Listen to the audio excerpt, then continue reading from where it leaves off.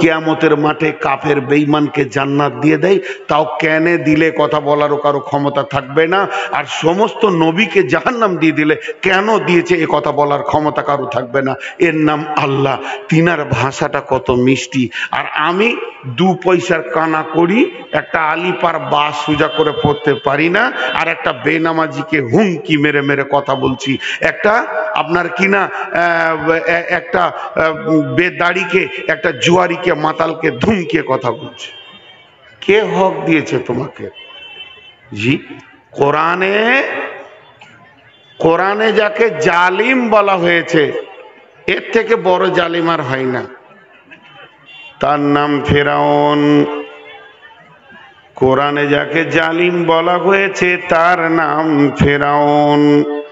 আল্লাহ মুসাকে পাঠাচ্ছে ফেরাউনের কাছে, আর বলছে, ও নবী মুসা কুলু কাওলান লাইয়িনা, তুমি ফেরাউনকে যখন কথা বলবে তখন মিষ্টি মিষ্টি করে কথা বলবে, নরম নরম করে কথা বলবে না, ওর সঙ্গে কড়া ব্যবহার করবে না।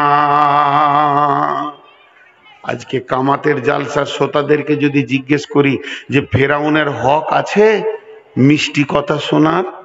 ফেরাউনের হক আছে? লাখ লাখ ছেলেকে কেটে ফেলে দিল, লাখ লাখ ছেলেকে জবাই করে দিল, লাখ লাখ ছেলেকে জিন্দা পুঁতে দিল, ওর হক আছে মিষ্টি কথা শোনার? কিন্তু আল্লাহ মুসাকে বলছে, তুমি যাও, ফেরাউন আসবে এটা নয়, তুমি যাও গিয়ে মিষ্টি কথা বলো। তাহলে ফেরাউনের দাম বেড়ে গেল মুসার থেকে? বলে জি না। কেন? যদি চিনি একটা মৌলানা খাই তো মিষ্টি, চিনি যদি একটা নামাজি খাই তো মিষ্টি, চিনি যদি একটা বেনামাজি খায় তাও মিষ্টি, চিনি যদি একটা মাতাল খায় তাও মিষ্টি, চিনি যদি একটা জুয়ারি খায় তাও মিষ্টি, আর চিনি যদি একটা বেঈমান লম্পট সুদারু খায় তাও মিষ্টি। তার মানে ওটা চিনির গুণ, চিনি কারো কাছে আপার ডিপার হবে না।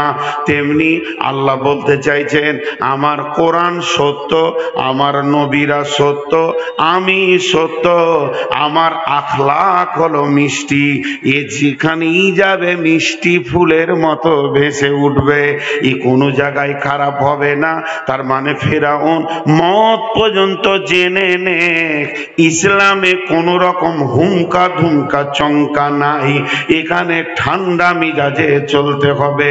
তার মানে ফেরাউন জেনে নে আমি বেঈমান, কিন্তু মুসা বেঈমান নয়। আমার এতগুলো কথা বলার উদ্দেশ্যটা কি? এতগুলো কথা যে আপনাদেরকে বললাম, এর পেছনে তো একটা উদ্দেশ্য লুকানো আছে। বিনা উদ্দেশ্যে এই লোকটাকে পাগলের মতো বসিয়ে রাখিনি। এতগুলো কথা বলার উদ্দেশ্য হচ্ছে একটা, যে আল্লাহ আমাদেরকে ওসিয়ত করেছেন। ভেজাল শেষ। খালি আমরা খুঁজে পাইনি, দেখিনি, গবেষণা করিনি। জি, ওরা করুক, ওরা করুক। দুটা জিনিসের ধৈর্য আল্লাহ আমাকে দিয়েছে। মেয়ে লোকেরা যতই চিল্লাক, মানে আমার বউ আর ডবল চিল্লায়, আমার মুখস্থ হয়ে আছে যে ওরা চিল্লাবে, ওরা যদি না চিল্লাবে তা মেয়ে মানুষ লয়। জি, চিল্লান মা বোনেরা, জান ভরে চিল্লিলেন। এইরকম একসঙ্গে দেখা সাক্ষাৎ আর কোনোদিন হবে কিনা, সেটা আপনার নসিবে জুটবে কিনা, এর থেকে বড় সুযোগ আর কিছু নাই। যার যত কথা আছে আজকে উজাড় করে নেন, বাস ওদেরকে পাওয়ার দিয়ে দিলাম। আর মাদ্রাসার বাচ্চা ছেলেরা লাফালাফি করলে আমার সহ্য হয়, বুড়ারা লাফাইলে কষ্ট হয়। তো টোটাল কথাটা একটা জায়গায় এনে দাঁড় করালাম, আল্লাহ আমাদেরকে ওসিয়ত করেছেন। এবার চলেন একটা সাহাবীর কথা বলি।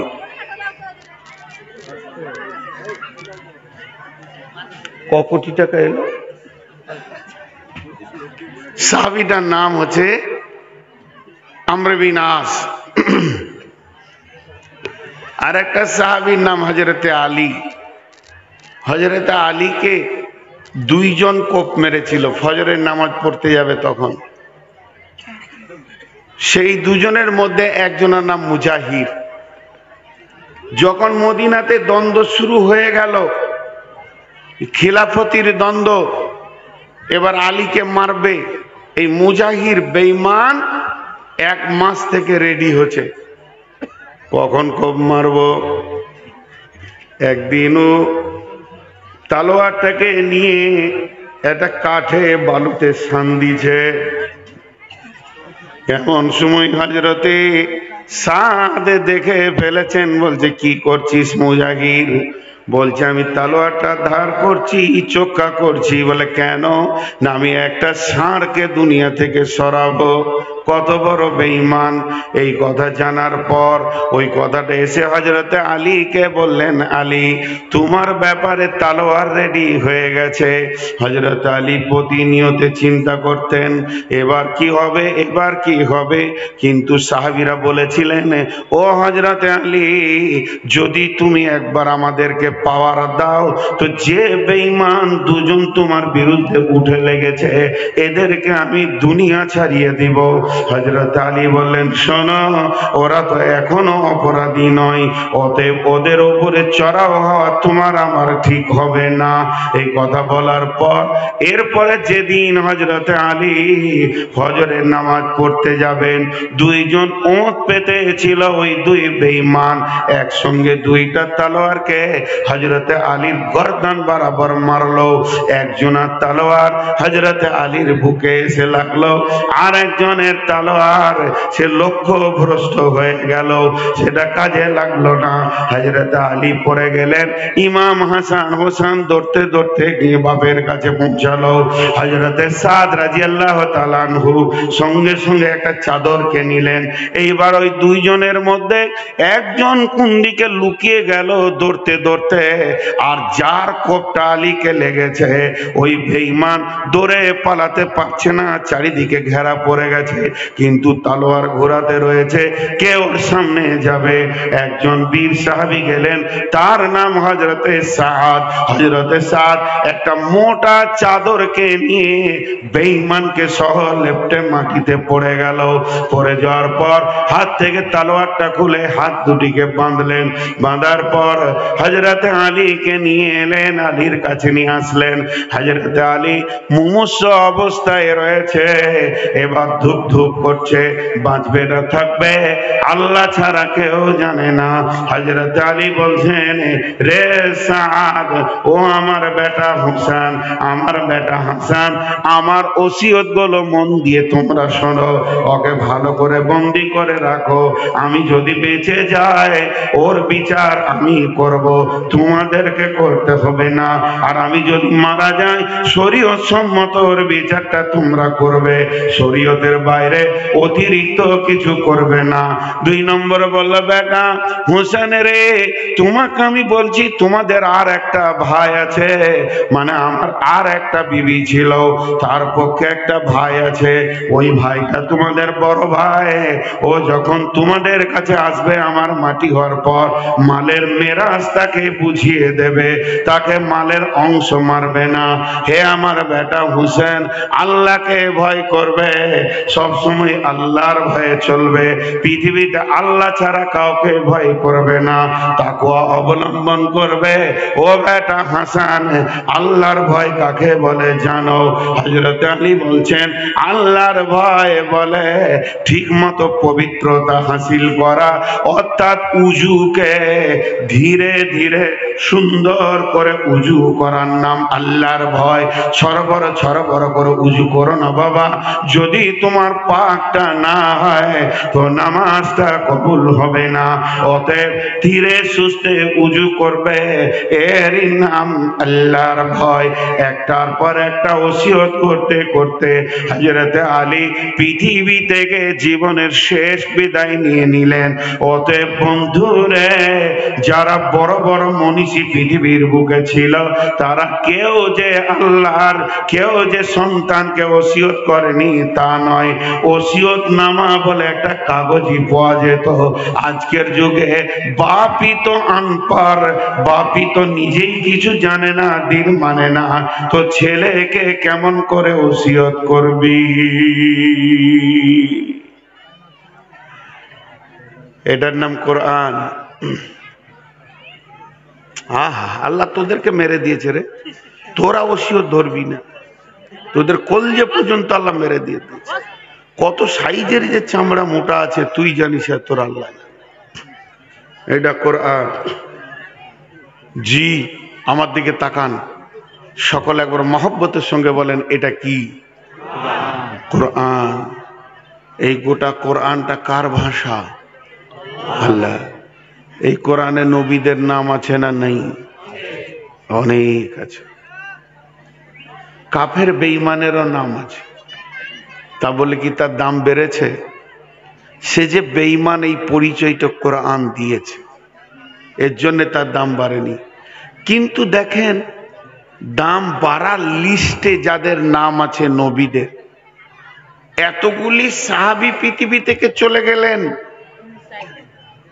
এতগুলি সাহাবী পৃথিবী থেকে চলে গেলেন, কোন সাহাবীর নাম কোরআনে নাই, খালি একটা সাহাবীর নাম আছে যায়েদ। কিন্তু একটা সাধারণ মানুষের নামে একটা গোটা সূরা আছে, সে নবীও নয়। বলেন লোকটা কত দামি ছিল? সেই লোকটা নবী নয়, সেই লোকটা সাহাবীও নয়। সাধারণ মানুষ যদি লিখেন তো একবার নয়, 1000 বার লিখা যাবে সাধারণ মানুষ। তার নাম হলো হযরতে লোকমান। সেই লোকমান নামে একটা সূরা হয়ে গেল। তাহলে লোকমান কি কাজ করেছিল? লোকমানের কোন কাজটা আল্লাহকে ভালো লেগেছে? লোকমানের কোন গুণটা আল্লাহকে ভালো লেগেছে যে লোকমান নামে একটা গোটা সূরা আল্লাহ দিয়েছেন? কান করে শুনেলেন, মন দিয়ে শুনেলেন। লোকমানের ওই কাজটা ভালো লেগেছে। লোকমান নিজের বেটাকে বসিয়ে জিন্দেগি চালানোর ওসিয়ত করেছি। এক যুগে ওসিয়ত ছিল, জি, 22 বছরের ছেলের বিয়ে হবে, কামাত বাড়ি, বিয়ে হবে ওয়ার বি করে, পরশু বিয়ে, কালকে বিয়ে। ইয়ং ছেলে, বন্ধু বান্ধব, খালাতো ভাই, মামাতো ভাই বিয়েতে এসছে। সেই সাথে কে এসছেন? নানাজি। এর বয়স 22, নানার বয়স কত? নানার বয়স 82।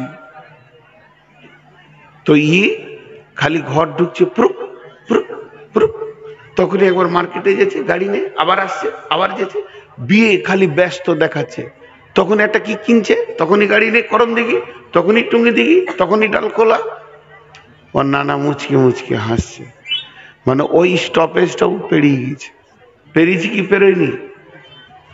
যখন সন্ধ্যা হলো তখন নানা মিষ্টি করে ডেকে বলছে, ভাই জামিরুল শোনো, তুমি সারাদিন ব্যস্ত ছিলে, আমি দেখেছি, কিছু বলিনি। এখন আমি কিছু ওসিয়ত করব, মন দিয়ে শোনো। শ্বশুর বাড়ি ঘন ঘন যাবে না, সম্মান থাকবে না, শ্বশুরের টাকা পয়সার দিকে লক্ষ্য করবে না, মান ইজ্জত পৃথিবী থেকে চলে যাবে, বরকত চলে যাবে। যদি শালি থাকে তার সাথে ইয়ার্কি ঠাট্টা করবে না, চরিত্রে দাগ পড়ে যাবে। খবরদার শালাদের বইয়ের সঙ্গে বসে গল্প করিও না, মান সম্মানের দিকটা শেষ হয়ে যাবে। আর যত পারবে বউকে ভালোবাসবে, নিজে যেমন ইনকাম করবে ওই রকম বিবিকে 2টা 4টা এনে খাওয়াবে। তার মানে হচ্ছে নানা ওই বয়সটা আসতে